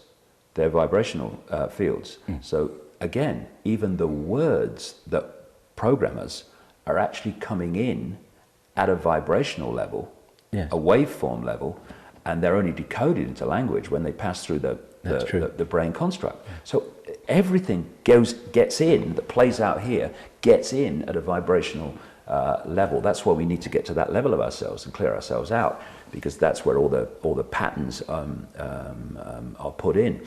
And I use this analogy in my talks that a ball, its natural place in a tank of water is on the top, just floating away. The natural state, free, going like. If you want to put the ball in a natural state in the tank, you've got to put it on the bottom of the tank, and you've got to hold it there. You can't put it there and it'll stay there, because it's not its natural state. Its natural state is floating on the top. Our natural state is being conscious. So what the manipulation has had to do is, and this says something about the true scale of who we are. It has had to bombard us with so many multi-level systems of control, diversion, and manufactured ignorance to symbolically hold the ball on the bottom. And it hasn't succeeded with... Mounting. Say again? They're mounting. Yeah. These systems of control. That's what the move towards, a fascist state and a world government is all about. I actually heard an interview with you in which you talked about that fact. The fact that we are, to use your analogy, which is a very good one, we are consciousness, and as that ball, we are moving as a group towards the surface of the water. We're actually getting out of their grasp. Right. As that happens, they're intensifying their game to want to keep that ball down. And so that's why the stakes are rising on both sides. Couldn't agree more. And what's going to happen is, look at the natural, even the metaphor is perfect, because what's going to happen ultimately? The water and the ball are going to win, okay?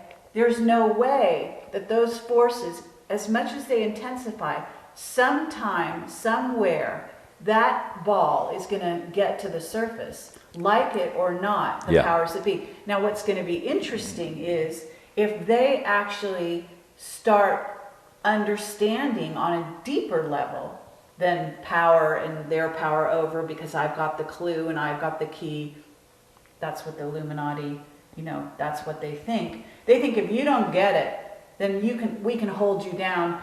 You deserve to be held down. That's actually I'm sure you know this is their rationale. So what happens when we, because we're greater than our body, the consciousness that we are is greater than what they are, because they're on limitation, starts to win in their own mind, you see, and they start to let go. Because this is what's probably happening. There have to be many members that have been under the thumb of this game and have joined and are being, we're being patted on the head and given all the reinforcement necessary to keep them in the game. What happens when they start to see the light, so to speak? And some of them, I'm sure, already are, because there's nothing more fiercely compartmentalized than this whole control structure itself. There's so many people within the control structure, right down into mainstream society, that are daily contributing to this gathering fascist global state, who have no idea of the true implications of it, or as they go up higher and higher, have been misled about the nature of themselves, reality, and the force behind it. So the nature of the chaos and the destruction will actually work in the favor of releasing the ball, because what happens is during chaos you can change sides, you see. You can actually, it's really hard to maintain control during a time of destruction. Yeah, I agree. What I would say is that the ball will get to the top of the water when the ball realizes it is the water. And the scale of the movement and the speed of movement of this conspiracy now, as it puts in more and more surveillance, more and more control, more and more centralization of power, etc. I've been saying for years now, that is not about even gathering more power. It is about defending the control that's already there, because they understand.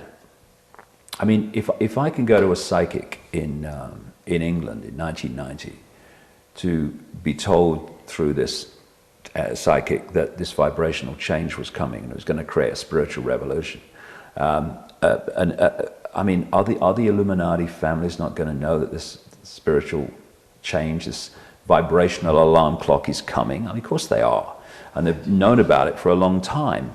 And so what we're looking at is when you move the power from we're controlling, we're going to give more power, to we must impose more and more control to stop this happening.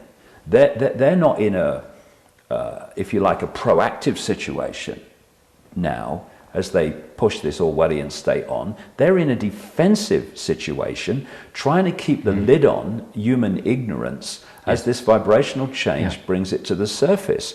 And, compared with consciousness, this Illuminati, I mean, they're flies on an elephant's back, and they're going to get removed. And, I think it's not about winning the game, it's not about losing the game. It's about realizing the nature of the game and the fact that it's not about winning and losing, it's just about experiencing. And as these pyramids of control, certainly the lower levels first, start getting picked off by this vibrational change and people start to see things differently. As I've been saying for 20 years, look at a pyramid. The capstone's the place of the power. No, it's not. The capstone's up there because the rest of the pyramid's holding the bugger up there. The rest of the pyramid moves away. Where's the capstone going to do? It's going to crash to the floor. There's nothing holding it up. We're holding up the structure that is our own control system. And I used to tell a story years ago. You'll remember, Jim. Larry Grayson, the comedian in England, right? And I knew Larry towards the end of his life. He used to do big shows on the BBC. And I was invited to his memorial service at Covent Garden after he died. And there's another comedian in Britain called Roy Hudd, and he did this presentation about Larry's life. And he told this story, and I sat there and I thought, whoa, that is so profound. when applied to what we're talking about. Roy had said that Larry Grayson had told him this story, that in the days of the music hall type theatre, or the last vestiges of it, Larry was in an all-male show going around Britain, and he was the woman in it, because he used to dress up as a woman, Larry. And the final scene of the show, the final part of the show, was all the men ran on the stage dressed as sailors, singing Rule Britannia, you know, Rule Britannia, Britannia rules the waves and all that stuff. You know, Britain, obviously rule everything. Anyway, so as the song's reaching its climax, all these sailors climb on each other's backs and form a pyramid on the stage, right? Mm. And then Larry Grayson came on, dressed as Britannia, with the gown and the helmet and the sword, and was manhandled up to the top of the pyramid of these men, you know, with the big finish with the sword. And he said one night, things seemed to be going rather well, he said, until one of the sailors in the bottom left-hand corner got a cough, right? And the cough got worse and worse and worse until he couldn't hold his place in the pyramid anymore. And he's standing on the stage at the bottom of the pyramid, this guy, you know, Ethel Jones and Charlie Smith.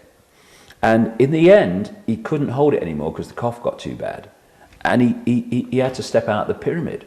What happened was Larry Grayson at the top, symbolic of this Illuminati, ended up in the second row because the whole pyramid collapsed because one little guy on the left-hand bottom corner got a cough. Lovely. You know, the pyramid power, in one way, is all roads from the base of the pyramid lead up to the point of the pyramid, and that's how they control. The thing that I would like to connect up with here, it's so interesting what you're saying, and we passionately agree with your thesis here. And one of the things which I love about your work is that it's like, in order to control, or rather, one good way to control somebody is to lie to them. And therefore, if somebody, you know, if you're being lied to, then someone is trying to control you. These things are intimately connected. Right. And we are being convinced that this reality is all that there is, that these are just animated hunks of meat that last for 70 years and 10, and then that's a lot. And then either we're pushing up daisies or we go to heaven or go to hell, which is another trap and another lie. Absolutely. And meanwhile, there's some fascinating things going on behind the scenes. And as you must have known from your own research and your own contacts and your own conversations, that you've got a magical component to the controllers, meant in the real definition of the word magic. Black magic ceremonies, rituals, sacrifices, all kinds of things that you and I don't want to know about, but actually this is part of the truth of the matter. This is what they do. They evoke jinns, they do strange things, they influence people at a distance. I did an enormous amount of stuff about that in the late 90s. And it's not pleasant to look at, and it's real. And then there's another aspect of this, which is something that's been coming at us quite a lot from Black Project's insiders, which is not the black magic, but the black technology, which was well stated by Richard Hoagland, who told us that he'd had a phone call from an insider who said that they would rather lose an American city than give up their new physics. And this new physics, we were told by somebody who we met in Thailand in October. We've given him the pseudonym of Jake Simpson. We know the guy very well. He said that the state of black physics at the moment is, when I say black physics, it's like secret physics, as in black operations. Yeah. Those guys are not all evil people, but they're on the inside. And they're playing these games with all the resources and all the knowledge that is denied the public domain. Right. 10,000 years ahead of public sector physics, let's say, accelerating away from public sector knowledge at the rate of 1,000 years a year. And I checked those figures with him. That's a lot of zeros. 10,000 years ahead. And he told us, for instance, that the technology exists to phase shift soldiers, special forces soldiers, so that they can walk through walls. Yeah, I've heard that. Which is quite... I've heard that. You've heard that? Yeah. It's an interesting corroboration. These little stories pop up here and there in different researchers. And I think the thing is, Bill, that the reason for the vast acceleration is there's a critical point where you understand reality And from that point, the potential just absolutely soars. Whereas because of the suppression of science in the public arena, they're nowhere near yet that line where the potential soars. So in the secret projects, they've crossed that line, and therefore they're accelerating away at the rate you talk about from mainstream scientific understanding. That's exactly right. And they're working There's a with guy, interdimensional intelligences Sure. to have gotten to that place. Absolutely That's right. It's really a key, and ETs, negative, service to self, ETs, basically, that they're, working with. And certainly becoming aware of the veil behind the veil, because you can talk about consciousness and mind as we have here, but if you want to lay out, if you want to understand what's really going on, you do have to talk about ETs, and you have to talk about interdimensional entities, and also Sure. entities that don't have physical bodies. Sure, that's what I was saying earlier. We've got to do this thing. on all levels, because it's operating and the on all best levels. presentation which I heard of the answer to one of the most important questions, and I can't remember whether it was yourself or Jordan Maxwell, or perhaps both, who said, how could humans do the things that they do to other humans on this planet as they seem to really be doing? How could we be trashing this planet, our home, in the way that we are at the behest of the controllers? How could humans be doing this? And the answer is that actually they're not human at the highest level. Is this something that you said, or was that? Oh, that's a theme that I've been talking about for a while, because this reality, we keep talking about different levels, this reality operates on different levels. You've got the wave vibrational level, you've got the electromagnetic level, you've got the visible light level, and you've got the digital level. And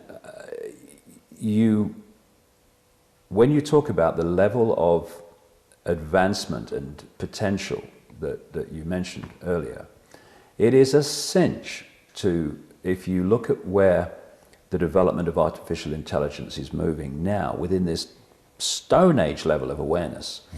You imagine what is possible at the cutting edge of the secret projects, and even beyond that in the realms of the non-human levels of this. And they have, without question, the ability to create artificial intelligence that looks to in the decoded world, because I'm decoding you now, what you are is a vibrational field. So if you can create a vibrational field with artificial intelligence that is vibrating externally in the same form, range that a human body is, because basically it's a biological computer human body, but what's animating it is different to what animates us, then I'm going to decode you, or I'm going to decode this artificial intelligence, just like the lady in the red dress in the Matrix movie. Exactly. And she's going to look just like you and me. And I remember being in that ayahuasca state in 2003, and that female voice said to me, if you programmed a computer to abuse a child, would the computer have any emotional consequence for that, any emotional reaction? None. It would just do what it's programmed to do. And one of the most blatant things about these Illuminati bloodlines is they have no empathy. They have no ability to empathize with the consequences for others of their actions. That's why there are no limits. Pepper bombing Baghdad, to us, horrific, terrific emotional consequence. To them, nothing, just like a computer. And they are like computers. And to a large extent, that's why they are, some of them are so bright. My computer on my desk can work things out quicker than I can in some areas where it's just, working out to a program. It has no wisdom, it has no empathy, it has no heart or consciousness, but on a mental level it can work very quickly. And these people are very sharp mentally, there's no doubt about it. Some of these people are very sharp mentally, but they have no heart, no balancing qualities of consciousness. I'm convinced they're artificial intelligence.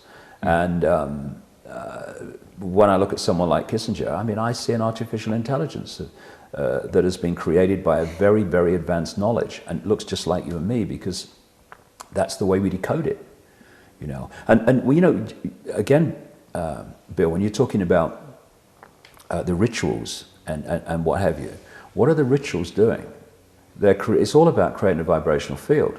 They're creating an energetic environment that allows these interdimensional entities to move into this dimension, at least briefly. And what they're also doing is accessing, through these rituals, the vibrational level of reality, which is the prime level of reality which we decode into this.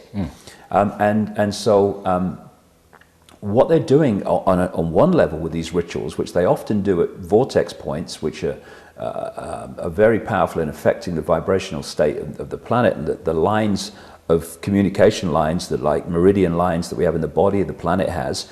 If they do a ritual where a lot of these lines meet, then the vibrational effect of that ritual is going out down these lines, and they're affecting us, because we're being affected by that vibrational level, that prime level.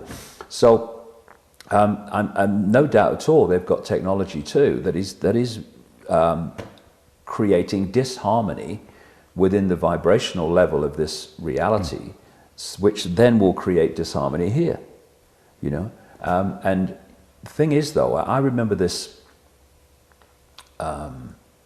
that scene in The Matrix, because people read things in different ways. I read Neo's journey as becoming conscious. I mean, I think that's probably what they meant, but that's the way I read it very powerfully. And there was a point where he's in a simulation with the Morpheus character, and Morpheus is explaining about the agents. Now, for agents, read people that you're talking about that have the ability to do incredible things within this reality, because they understand how it works and they keep it from the people. Right. And people who watch The Matrix will remember the scene, because the Agent Smith, is in freeze frame in this thing with a gun. And the Morpheus character says to Neo, people have emptied entire clips at them and hit nothing but air. But their strength and their speed is still based on a world based on rules. And because of that, they can never be as fast or as strong as you can be. Right. Because within this virtual reality, there are rules to the game. Some of them are called laws of physics and such like. Consciousness overcomes those laws, does not recognize them, is not entrapped by them. So as we become conscious, we move beyond the box that the controlling force is actually in. Because during my talks, I put two boxes. One's got symbolically a reptilian on it, and a smaller one's got humans on it. Mm-hmm. What they've done, and the whole foundation of how it's been possible, because they're in a box, otherwise they won't be doing what they're doing. Absolutely. And if they're artificial intelligence, they're obviously in a box with a lid on that doesn't open. But they've managed to control human society by putting humans in a smaller box than they're in. Again, we come back, symbolic of the box, they're holding the ball on the bottom of the tank. Mm. As we become conscious, we go beyond their potential. Mm. And that's what they're terrified of. Let me tell the story about Bill Burns and Admiral George Hoover. Don't know if you've heard this one, but we'd love to tell this one on camera. Okay. Bill Burns, Los Angeles-based editor of UFO magazine, talked to Admiral George Hoover from the Office of Naval Intelligence before he died, when he was an elderly man, and he had one of these turnaround experiences when he was very old, and he started to talk to Bill Burns about what was really going on. And Bill Burns wanted to know about things like the Roswell crash, all of this stuff. And one of the things that George Hoover told Bill Burns was that the Roswell crash, the visitors there were time travelers. There were us from the future, time traveling future humans, which we've heard from other sources as well. And the most important thing, though, the biggest secret, was how powerful we are, the consciousness we have, the ability that we have. And Bill Burns' words from George Hoover was our ability to manipulate the consciousness around us. And if we started to do that, as far as the controllers were concerned, we would create havoc. And this is what must not be known. It must not be known how powerful we are.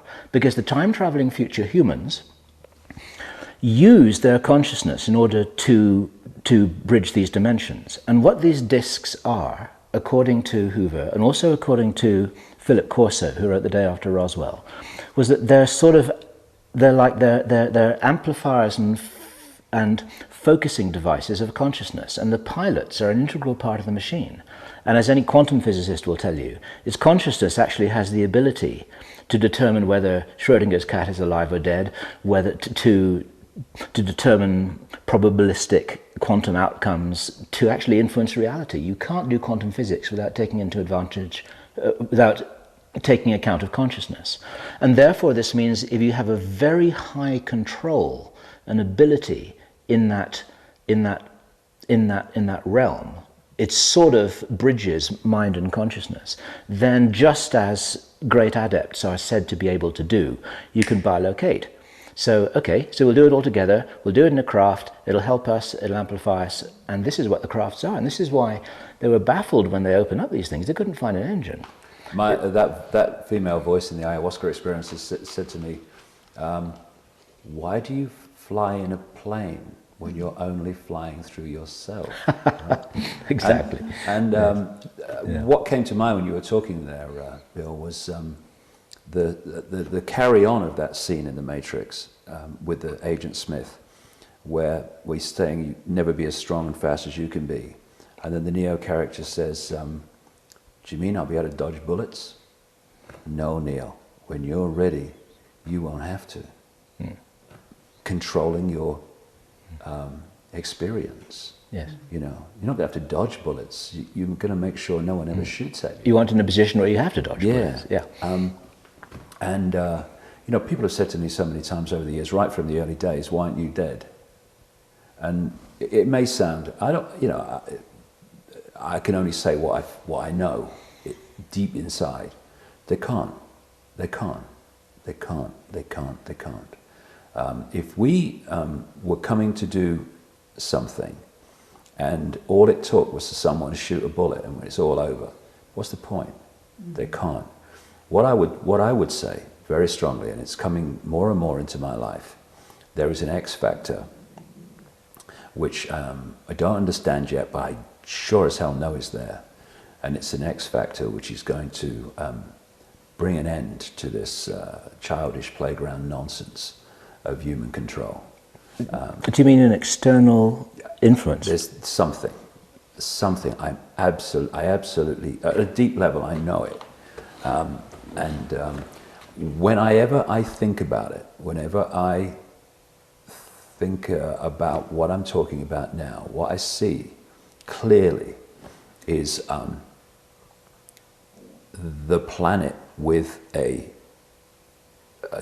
cell prison around it, and a big lock and a key going in. And I'll tell you a funny story. Well, a funny story. I'll tell you a story. I was feeling so strongly about this about 2 weeks ago. And immediately after, I went on the internet and I'm looking for a picture for my talk. And in front of me was a planet in a prison cell with a big lock on it which said master on it and a key going in.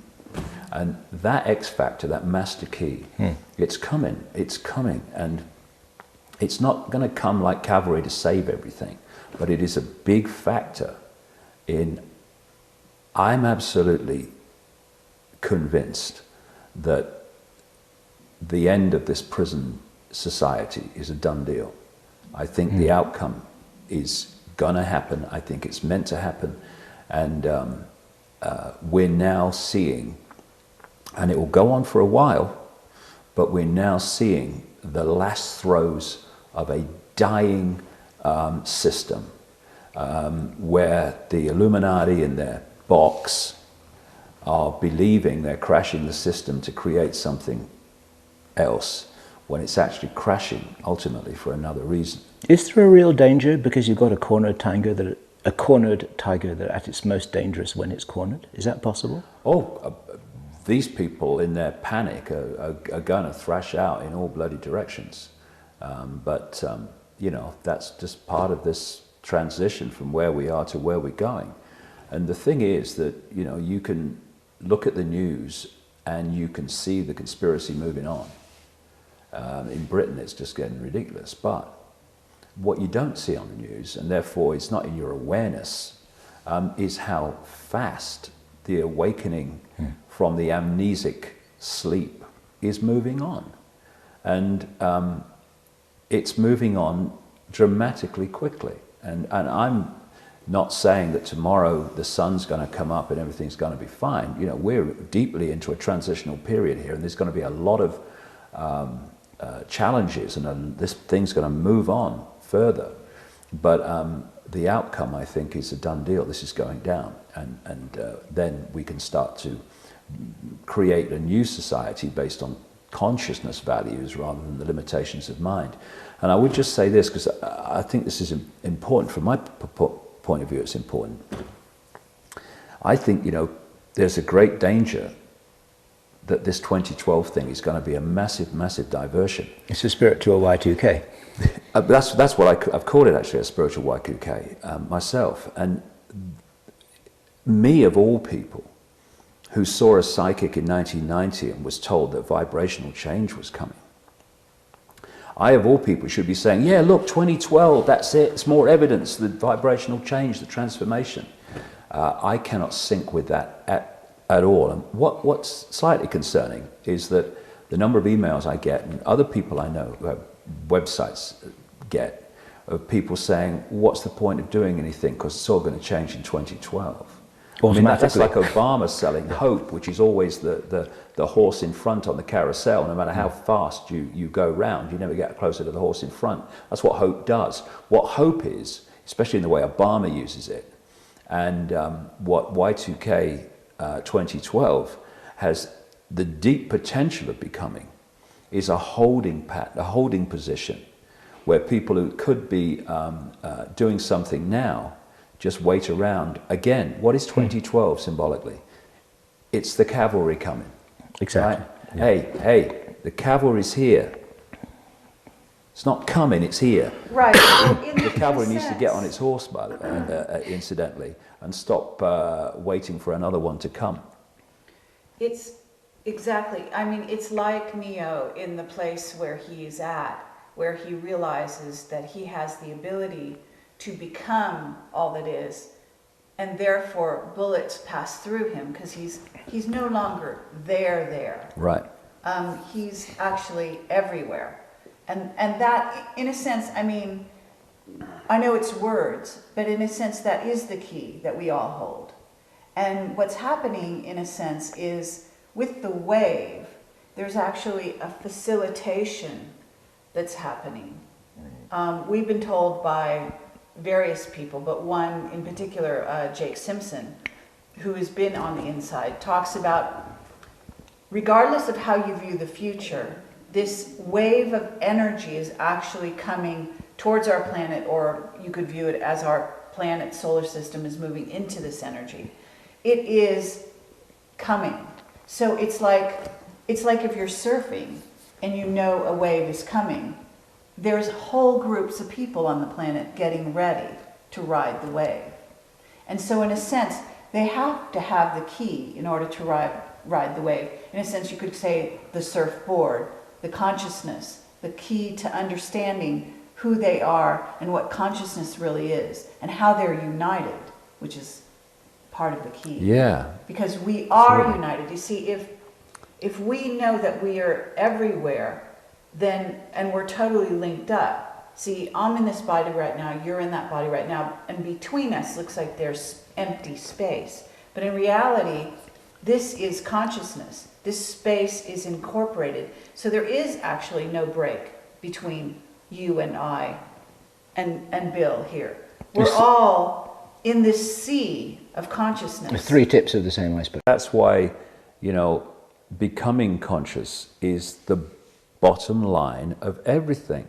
If we don't become conscious and move into these realms of understanding the sort of stuff you're talking about, that we're all one consciousness experiencing itself subjectively, life is only a dream, and you know, matter is just you know, energy condensed to a slow vibration, as Bill Hicks used to say. Unless we come from this perspective, then what's the key thing of any dictatorship? It's divide and rule. And so what the whole basis of what they're doing is taking consciousness, and dividing it in upon itself. You know, what we're seeing here is basically consciousness so manipulated that it's at war with itself. Because it's been brought to such a low level of awareness compared with its potential. And so the spiritual and the streetwise, the five sense conspiracy and the understanding of the nature of reality, they've got to go together. And, you know, for too long they've been apart. And people said, oh, spiritual, that's New Age. Oh, yeah, that's credible. That's, what we're saying, spiritual, that's New Age. Or is the credible, you know, because, and all that stuff. These things have to come together. Because as one unit, they're unstoppable. Apart, again, divide and rule. They have a fraction of their potential power for change. Yes. If people come from the heart, they'll know what to do. Exactly. If people come from the head, it will tell them a long list of things why there's nothing they can do or why there's no point in doing them. We're at a fork in the road, and you know, symbolically, because it's a balance of the two that we're looking for ideally here, but symbolically, it's the choice between the head and the heart. Let's say head domination or heart domination of our sense of reality. And if we take the heart route, then this world will transform from a manifestation of mind to a manifestation of consciousness. Has to, because this is just a projection. This has to follow what goes on here. If we take the choice of mind, then we're going to live in a global version of Nazi Germany. My strong feeling is, although we're going to go closer to a global version of Nazi Germany, ultimately the whole thing will collapse because the awakening will cease to hold it together. If you were a betting man,